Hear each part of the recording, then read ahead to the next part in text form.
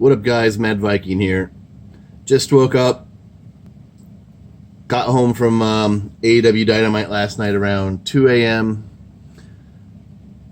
I watched the episode. I did get on camera, but it was really just my poster. You couldn't even see me because I didn't stand up. I sat in my seat. That was my Join the Dark Order sign.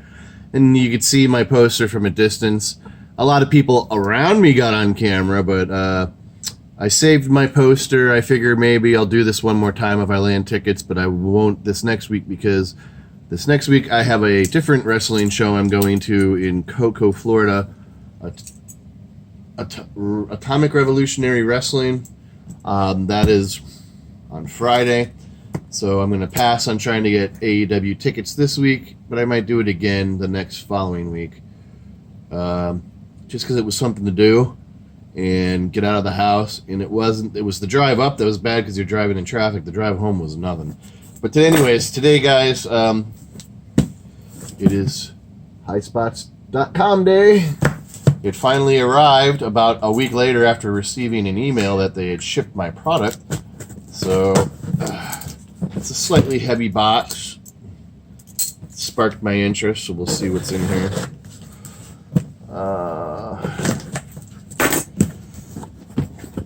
All right. Right on top we have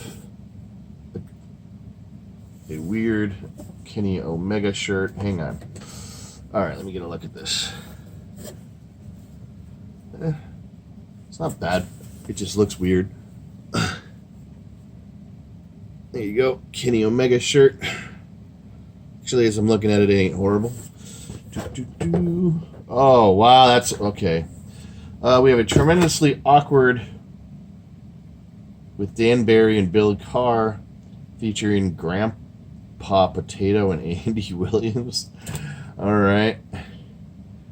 Have no clue what that is.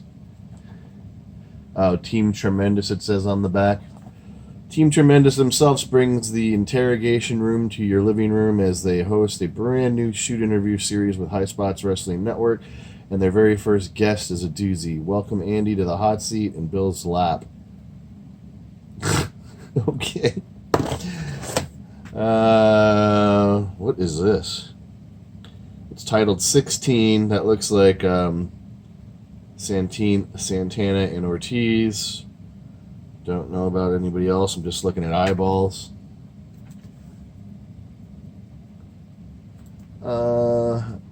Okay, it says on the back, July 26, 2019, Pro Wrestling Guerrilla celebrated 16 years of professional wrestling in the universe with 16 at the Globe Theater in Los Angeles.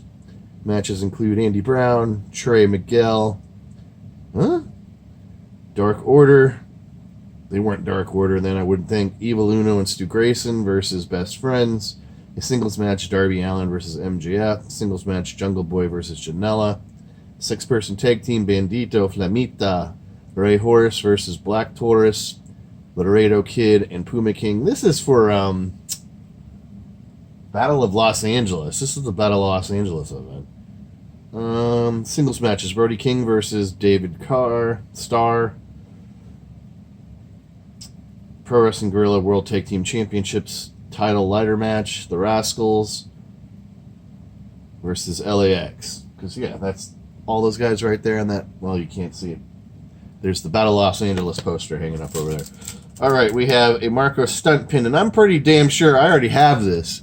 They've already given this away. So now I probably have 3 of these, depending on... why does this look like from Pro Wrestler Crate? Okay. Looks like we got a series of autographs in here. Wow. Oh, shit.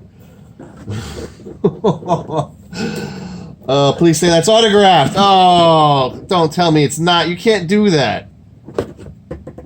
You can't do that. Where's the autograph? All right, poster's cool, but it's not signed.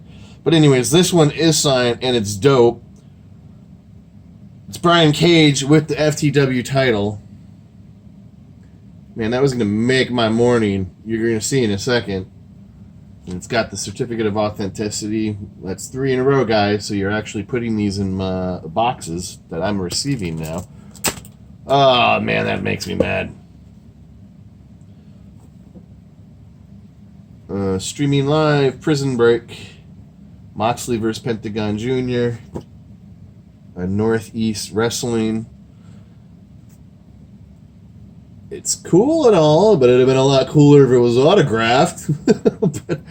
but I won't complain. It's still nice. I mean, it's a cool item to hang up somewhere. So, quick recap. Like I said, I'm pretty damn sure that comes from Pro Wrestle Crate. So we have the event poster of Prison Break. Must have been fresh when Moxley got out of the WWE. The badass Brian Cage autograph. That is pretty dope. I can't wait for, hopefully he's in Series 3 with that FTW title. That'll be a hot selling item because no one's ever made the FTW title. So that's awesome. We have the 16 DVD, which is really a Battle of Los Angeles DVD. The tremendously awkward Team Tremendous DVD. The pin. And the Omega shirt. So, one more time. There it is. Not bad. Put them over here. I gotta really do something with these shirts, man. They are piling up. Anyways, guys, that is it for the, what is this, highspots.com box. I will say this about the AEW event. Getting in process was all right, but by the time you get in and they have what equates to a convenience store under the stadium, it's the only place selling water and beer and foodish items like chips and popcorn. You spend about an hour and a half to an hour and 45 minutes standing in line. You are totally dehydrated because when you first get in there, it is hot AF. Basically, once people got to their seats, they never got up because you just start sweating bullets. But I mean, charging $5 for water is a little excessive. $6 for a Gatorade, $10 for those long neck metal bottles of beer. I mean, whatever. The event was fun. It goes so fast at first until you mellow down. Wearing that mask, especially when you first get in there, is hard. I had to walk off to the side and take it off my face because I was just breathing so hard. I mean, once you start sweating, your mask gets wet. You're breathing through like a wet cloth. So, I mean, if people have issues with the mask wearing or just breathing in them, you're going to have problems at that event. Like I said, I had to take it off a few times before I even got to my seat. I had to go into the bathroom and sit in the handicap stall and take it off so I could breathe after I got water because you just can't breathe in it after a while. If you're moving around in a stadium that's 100 and something degrees on the inside wearing a cloth over your mask or your face, it's just not good. So, like I said, once you get to your seat, though, it's a different story. But there is that. They are a little excessive, but they weren't Nazi-ish about wearing the masks and social distancing. But they constantly remind you.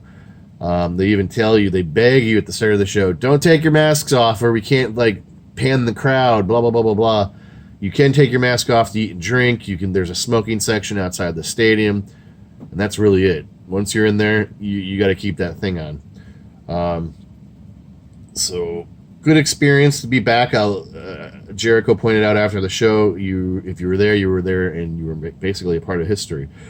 Because they were calling it the largest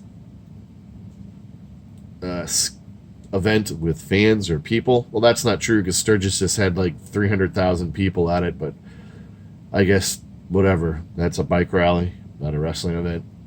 It's a good first step, I think, because this stuff really needs to end. If you're scared still, stay at home. I mean, AEW is bringing fans back because they have to bring fans back.